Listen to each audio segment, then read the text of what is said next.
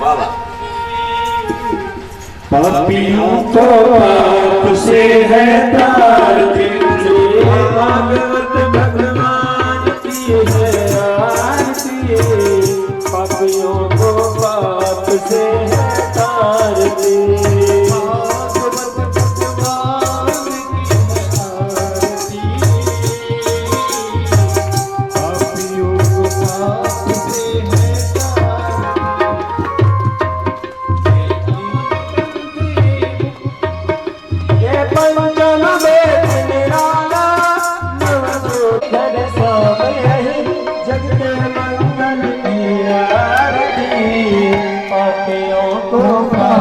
से है तार भागवत भगवान की है आरती। पापियों को पाप से है तारती।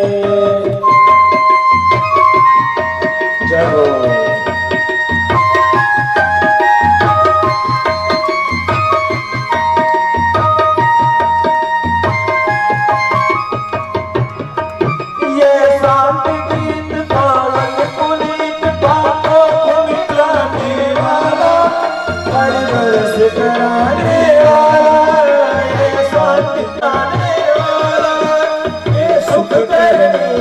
दुख हरणे ये सुख करणे ये दुख हरणे श्रीमद सूदन पिया। पंथ खोल सजवाज बताने वाला बिगड़ी को बनाने वाला मधुर गाने वाला बिगड़ी को बनाने वाला। श्री राम यही घर श्याम यही श्री राम यही घर श्याम यही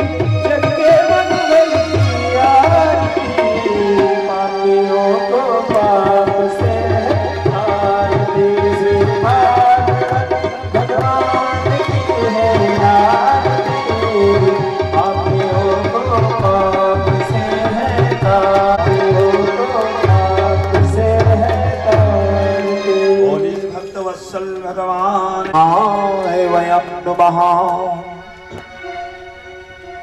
वरापीडं नटवर बपु कर्णयो कर्णितीं च मालां वैजयन्तीं च मालां च तस्यै जनकात्मजाय। नमोस्तु रुद्रेन्द्रियमानिलेभ्यो नमोस्तु चन्द्रार्कमरुद्गणेभ्यः नमोस्तु चन्द्रार्कमरुद्गणेभ्यः। कृष्णाय वासुदेवाय हरये परमात्मने प्रणतक्लेशनाशाय गोविन्दाय नमो नमः गोविन्दाय नमो नमः।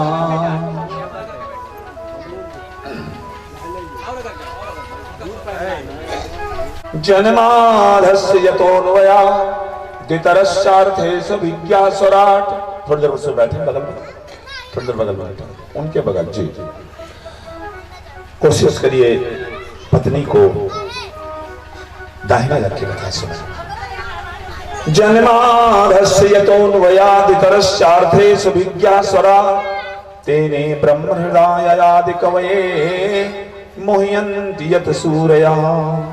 तेजो वारिमृदां यथा विनिमयो यत्तत् सर्गो मृगा धाम्ना स्वेन सदा निरस्तकूकं सत्यं परं धीमहि सत्यं परं धीमहि। बोले कृष्णचंद्र भगवान की जय। श्री सीतारामचंद्र भगवान की जय। अनंत बलवंत हनुमंत लाल की जय। श्रीमद् भागवत ज्ञान यज्ञ की जय। सुखदेव भगवान की जय। वेदव्यास भगवान की जय। सूत जी महाराज की जय। सत्य सनातन धर्म की जय। पराम्बा भगवती महारानी की जय। जय जय श्री राधे जय जय श्री राधे जय जय श्री राधे। नमः पार्वती पतये हर हर महादेव। भगवान सच्चिदानंद के कथा का श्रवण पुष्पान करें उससे पूर्व एक छोटा सा भजन। भव सागर में पड़ी मेरी नैया, भव सागर में पड़ी मेरी नैया, अब आ जा रे मेरे कन्हैया। भव सागर में पड़ी मेरी नैया, अब आ जा रे मोरे कन्हैया। भव सागर में पड़ी मेरी नैया, भव सागर में पड़ी मेरी नैया, अब आ जा रे मोरे कन्हैया। आ जा रे मोरे कन्हैया, अब आ जा रे मोरे कन्हैया, आ जा रे मोरे कन्हैया, अब आ जा रे मोरे कन्हैया। भव सागर में पड़ी मेरी नैया, अब आ जा रे मोरे कन्हैया। कहीं डूब न जाए मझधार में, कहीं डूब न जाए मझधार में, मेरी नैया का बन जा खेवैया, मेरी नैया का बन खेवैया, नैया का बन जा खेवैया। जय हो।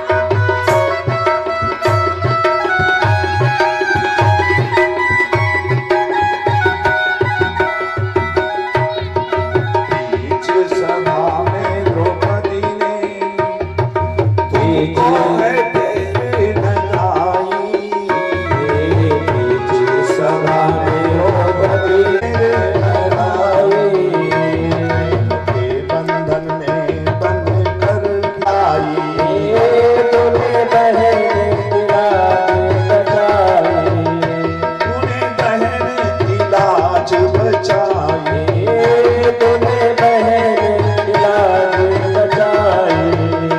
आया बहना का बन करके भैया, आया बहना का बन करके भैया, कहीं डूब न जाए मेरी नैया, कहीं डूब न जाए मेरी नैया। भव सागर में पड़ी मेरी नैया, भव सागर में पड़ी मेरी नैया, अब आ जा रे मेरे कन्हैया। भव सागर में पड़ी मेरी नैया, अब आ जा रे मेरे कन्हैया।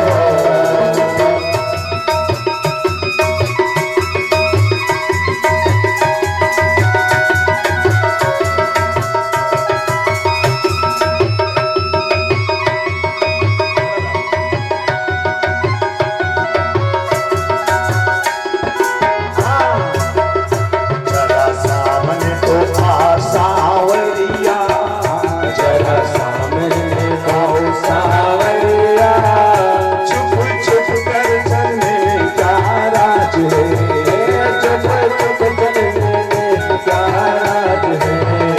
जरा सामने तो आ सावरिया, जरा सामने आ सावरिया, चुप चुप के चलने क्या राज है, चुप चुप चलने क्या राज है। यूं छुप ना सकेगा तू मोहन, यूं छुप ना सकेगा तू मोहन, मेरी आत्मा की यही पुकार है, मेरी आत्मा की यही पुकार है।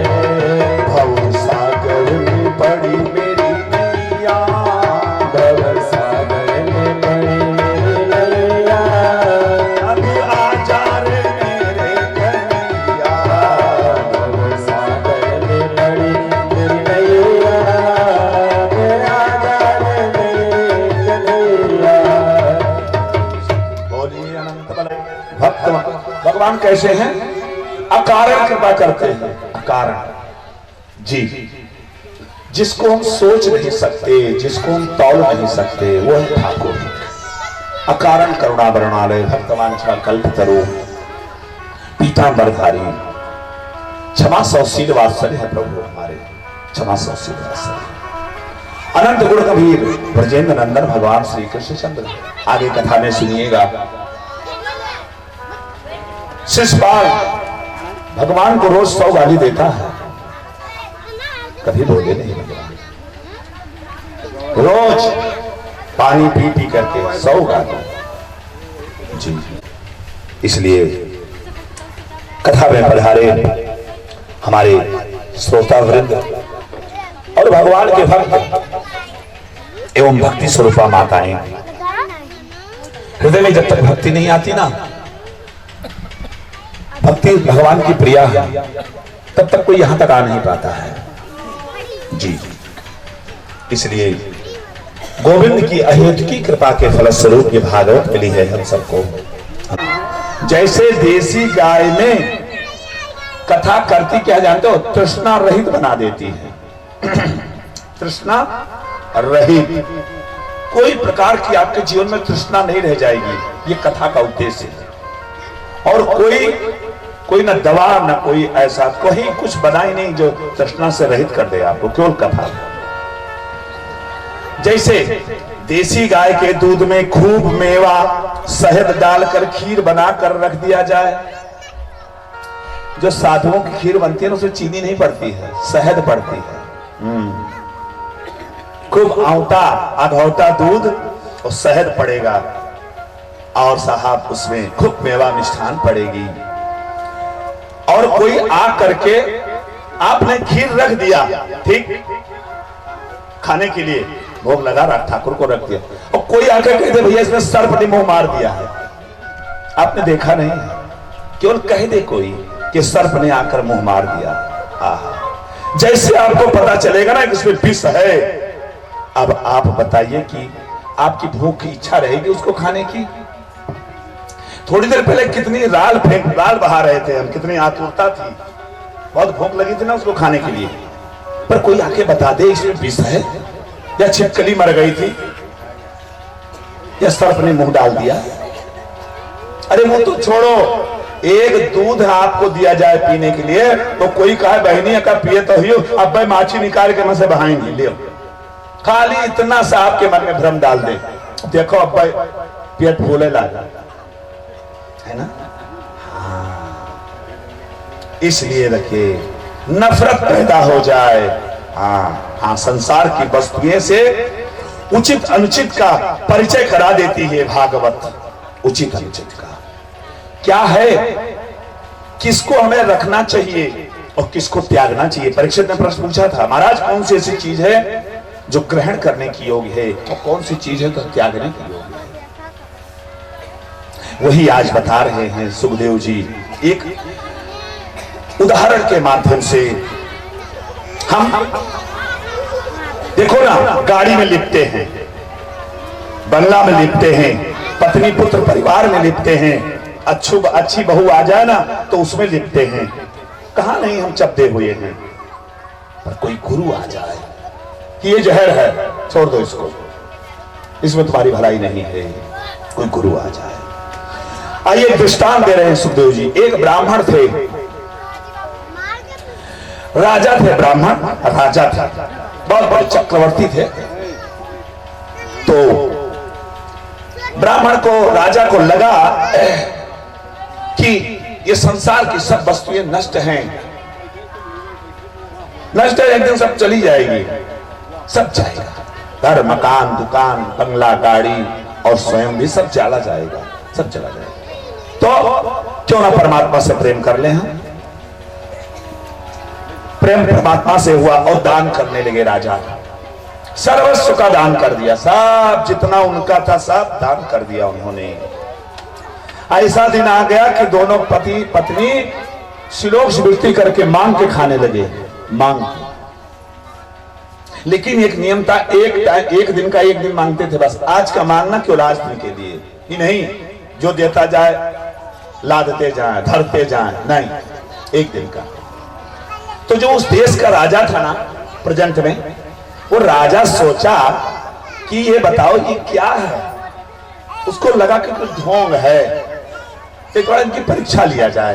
भाई एक राजा भिखारी बन गया है, सब कुछ अपने हाथों से दे दिया और आज स्वयं भीख मांग के खा रहा है, और ब्राह्मण होते हुए क्यों ना इसकी परीक्षा लिया जाए। ब्राह्मण एक दिन भिक्षा मांगने गया तो राज दरबार में बुला लिया उनको, पार्षदों के माध्यम से राज दरबार में पहुंच गए ब्राह्मण, वही राजा ब्राह्मण के दरबार। राजा ने कहा कि ले जाइए, तो अपने मंत्रियों से कहा कि अनाज के अंदर हीरे जवाहरात मिला दो, अनाज के अंदर हीरे जवाहरात मिला दो और दे दो इनको। चावल में हीरा मिला दो, दाल में सोने के कण मिलवा दो कि जिससे बाद में ये अपना ढूंढ लेंगे। गए, देते रहे, और राजा ने अंतिम में चलते समय कहा महाराज कल भी आप यहीं से ले जाइएगा भिक्षा, कल भी आप यहीं आइएगा, कहीं अलग मत जाइएगा हमारे यहाँ। ब्राह्मण देवता सोचे अरे चलो राजा ने आग्रह किया है तो चलो, कहीं तो हमें भिक्षा ले ली, चलो इन्हीं के यहाँ ले लेते हैं। एक दिन पहले दिन गए, दूसरे दिन गए,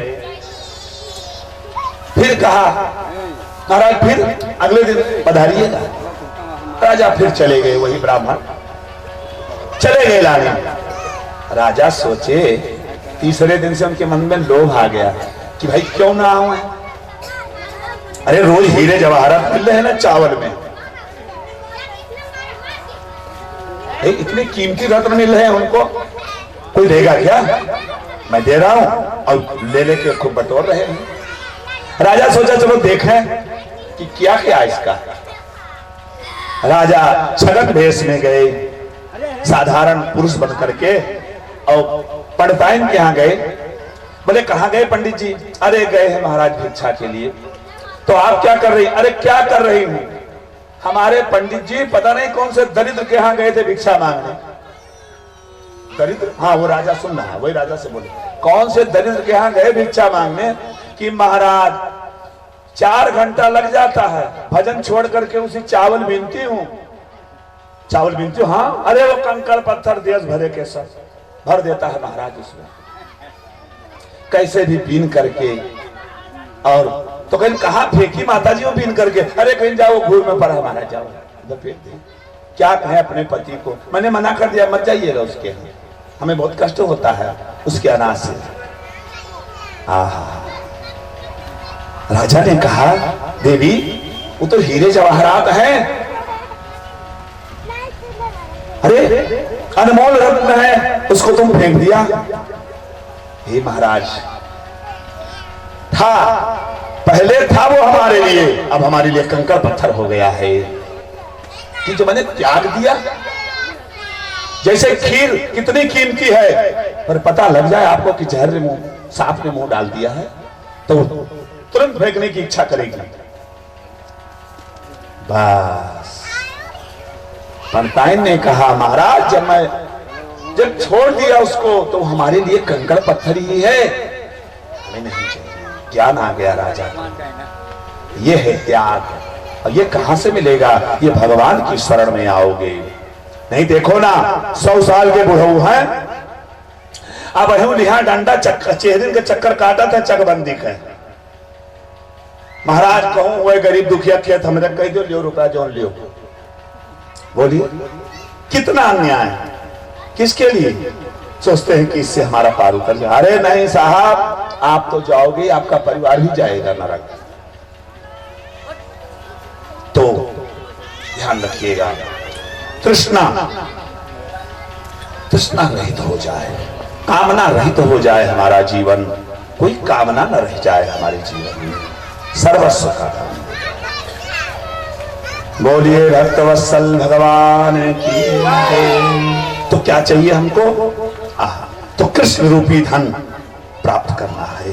तो जब तक हमारी दृष्टि ऐसी ही थी तो हम मोती पन्ना और पुखराज समझते थे, पर अब तो महाराज संसार की समस्त कीमती वस्तुएं हमें कंकड़ पत्थर लगती हैं, कंकड़ पत्थर लगते हैं। क्या सूरदास जी कह रहे हैं, जो तू राम नाम चित धर जो तू राम नाम चित धर तो पछलो जन्म आगलो तेरो दो जन्म सुधर जो तू राम नाम चित धर है ना। आगे क्या करें? तंदुल घृत समर्पित श्याम को, तंदुल घृत समर्पित श्याम को संत परोसो कर जो तू राम नाम चित धर आहा। हो तो नफा साधु की संगत भगत नाम तेरो पढ़ जो तू राम नाम चित धर सूर्या। और तू जहां नहीं लगाई वहीं इसको बाण लगेगा, वही बाण लगेगा। अब ये तलवे में बाण लगेगा, व्याध मारेगा। तू लगा दिया होता तो पूरा शरीर वज्र का हो जाता।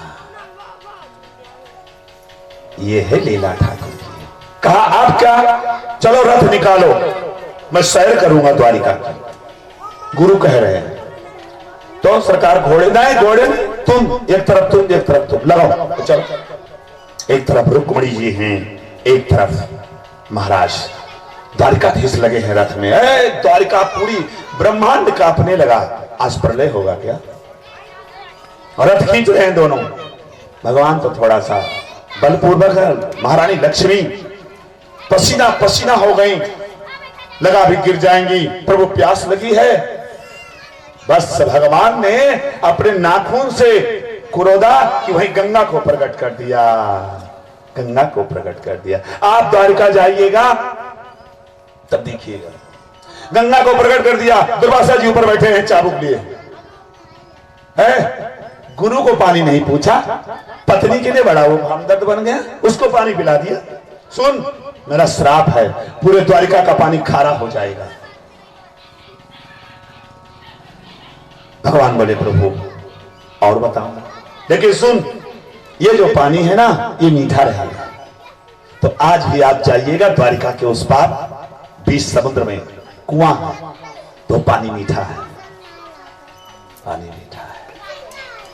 बाबा लोग बैठे रहते हैं, भर भर के देते हैं, कुछ दक्षिणा ले लेते हैं, लोग दे देते हैं स्वतः।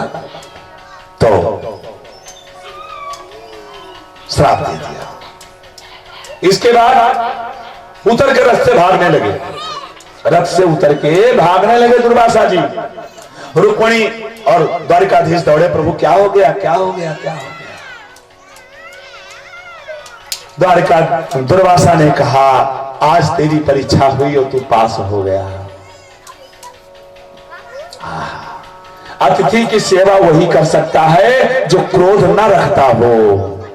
मैंने कितना कष्ट दिया तुम्हें और तुम बोले नहीं, मना नहीं किए, ये क्यों कर रहे हो, ऐसा क्यों कर रहे हो। और यहां हमारे यहां कोई गुरु आ जाए ना, अरे 3 दिन टिक जाए तो सबके गए हवा बंद हो जाए। हाय दादा ये कहिया उचित हुई है, इन्हें पीछे लाग रही थे दिन भर, है ना। 2.5 महीना रहे हैं, शास्त्र कह रहा है। इसलिए ध्यान रखिएगा, छोटा बने रहो भगवान, और छोटा बनोगे तभी सेवा कर पाओगे अतिथि और सदगुरु का, भक्तों का। गरुड़ पुराण के अनुसार नियम आया है कि 4 जगह पर मनुष्य को अच्छे विचार आते हैं। 4 जगह, कौन से 4 जगह है? एक गर्भ में जब बालक रहता है तब उसको अच्छे विचार आते हैं। दूसरा बीमारी लग जाए कोई, डॉक्टर कह दिए तैसे हुए लगे कि अब का करिए, है ना। लगा हवा कि भगवान मिल जाए तो उनको गोड़ छोड़बे न करिए। तीसरा शमशान में जब हम जाते हैं ना दाह संस्कार में, और जैसे बहरे आए नहाए धोए लड्डू पट्टू खाए तो सब गायब। चौथा है कथा में, जब हम कथा में आते हैं ना, कथा सुनी था बहुत मुंडी हिलाई थी, लेकिन जैसे ही यहां से गए हैं तैसे मोबाइल मिला ना मुंह न चबा, वहां शुरू हो गए। शास्त्र कहता है अगर ये ज्ञान स्थिर रह जाए तो मुक्ति में ज्यादा समय नहीं लगता है। भवबाधा और भवबंधन से मुक्त हो जाता है मनुष्य। यही मोक्ष का मार्ग है, यही मोक्ष का मार्ग है। जी हाँ, तो ये सब बहुत जरूरी है। आज ऐसे ही अक्सर ये कथा यही बताना चाहती है।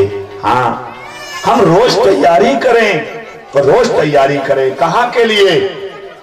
एक रिजर्वेशन करा लेते हैं ना, तो वही दिन से बैठ कपड़ा चौपड़ते लागा था, ई हुआ पहरा भी हुआ पहरा, प्रेस करा करा करके रखते जाते हैं। कहीं शादी विवाह में जानी हो, कहीं यात्रा करना हो, पर हमको कहां जाना है उसकी नहीं। इसलिए इस शरीर से तैयारी कर ले भैया, जिससे कम से कम फिर मानव का देह तो मिल जाए, फिर मानव का देह मिल जाए, ताकि कुछ कमी अगर रह जाए इस जीवन में तो आके हम पूरा कर ले, आके पूरा कर ले। मृत्यु के बाद हम बोलते हैं ना, पीछे वाले राम नाम सत्य है। अब वहीं तक नहीं सत्य समझ में आवा, जब एक मुर्दा आगे है तब पीछे कहा था राम नाम सत्य है। कहो भैया, अभी तक कहां रहे हो? हाँ, क्यों? आज मृत्यु देखा है इन्होंने, मृत्यु देख लिया, तब सत्य कह रहे हैं। सत्य है, सत्य है। सत्य का दो अभिप्राय है राम नाम सत्य का। एक की मरने के बाद पता चलता है इन मूर्खों को, एक मरने के बाद पता चलता है कि राम नाम सत्य है। पूरा जीवन जिए तब पता नहीं चला। आहा। दूसरा, हम जल्दी से जल्दी कुछ कमा लें और अपना भविष्य बना दें, भविष्य बना दें।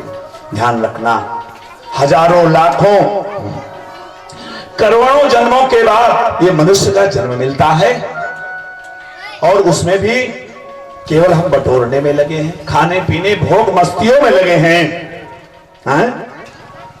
इन हाड़ मांस के पुतलों से अपना संबंध लगाए हैं जो रहने वाला नहीं है। करोड़ों योनियां तुम्हें नरक जाना पड़ेगा, नरक जाना पड़ेगा, शास्त्र कहता है। इसलिए संसार में रहते रहते अपना 84 लाख बना लो, जिससे कि मानव दे इन्हीं पत्नी पुत्र परिवार दुकान मकान में लगे रहे। और एक दिन जब इन्होंने ही कहा, क्या किए हमारे लिए, क्या किया? अरे शादी किए, जन्म हो गया, तुमने क्या किया हमारा? तब लगा, तब ठोकर लगी। आज इनका जगावा क्यों है? जागी आज रात के जागे है, कोई नहीं मारा क्यों? आज मौका मिला है। देखो, आदमी को जब ठोकर लगता है ना, तो ठाकुर की तरफ देखता है। हाँ, ध्यान रखिएगा। तो आपने देखा है ना, बचपन में जिसने किया है उसी को मिला है। प्रहलाद, प्रहलाद को देखो, ध्रुव को देखो, सबरी को देखो, मीरा को देखो। कौन? क्या जवानी में, बुढ़ापे में? बुढ़ापे में कुछ नहीं है साहब, कुछ नहीं है। जिसने जब लड़कपन में संस्कार पाल दिया और जवानी में प्रगाढ़ हो गया और बुढ़ापे में उद्धार हो गया, तो हरि की अंत समय याद आई, हरि की अंत समय याद आई, हरि की अंत समय याद आई। कोई न मेरा, मैं ना किसी का, कोई न मेरा, मैं ना किसी का, कोई न मेरा, मैं ना किसी का, सबसे ठोकर खाई, सबसे ठोकर खाई, हरि की अंत समय याद आई, सबसे ठोकर खाई, अंत समय हरि की